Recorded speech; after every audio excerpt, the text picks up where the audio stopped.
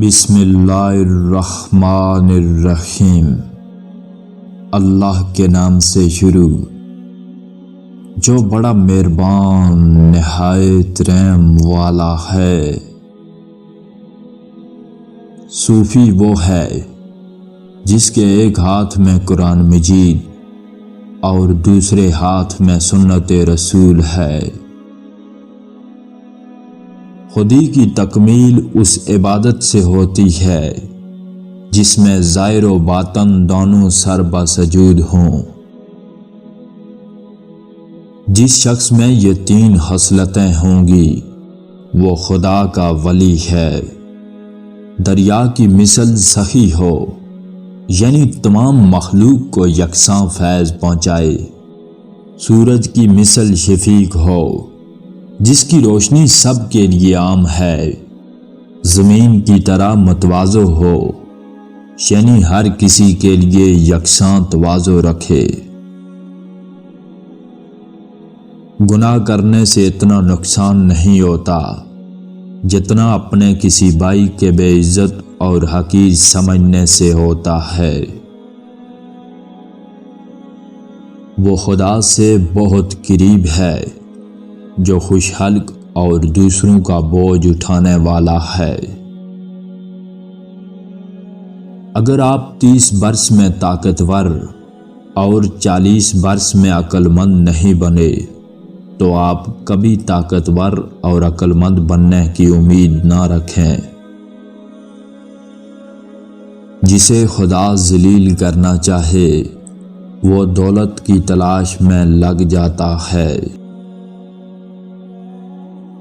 نفس سے بڑھ کر دنیا میں منہ زور اور بدلگام کوئی جانور نہیں ہے۔ بہترین انسان وہ ہے جو اقبال کے زمانے میں خدا کا شکر گزار ہو اور ادبار کے وقت صبر اختیار کرے۔ اگر تجھ سے کسی سوال کا جواب نہ بن پڑے تو خاموش رہ، ممکن ہے اسے تیرے جواب کی ضرورت نہ ہو۔ کسی آدمی کی سب سے بڑی خوبی اپنے دشمنوں کے ساتھ نرم دلی کا برتاؤ ہے۔ اللہ خود اپنے دشمنوں سے اچھا برتاؤ کرتا ہے۔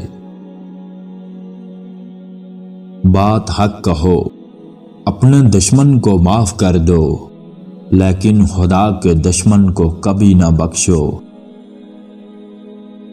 نیکی اس کے نصیب میں آئی جس نے اپنی خواہشات کو چھوڑا، اور محروم وہی ہے جس نے دنیا کے مقابلے میں آخرت سے منہ موڑا۔ ہر سانس ایک خزانہ ہے، ایسا نہ ہو کہ تمہارا کوئی سانس بیکار جائے اور قیامت کے دن اپنے خزانے کو خالی دیکھ کر تمہیں شرمندگی اٹھانی پڑے۔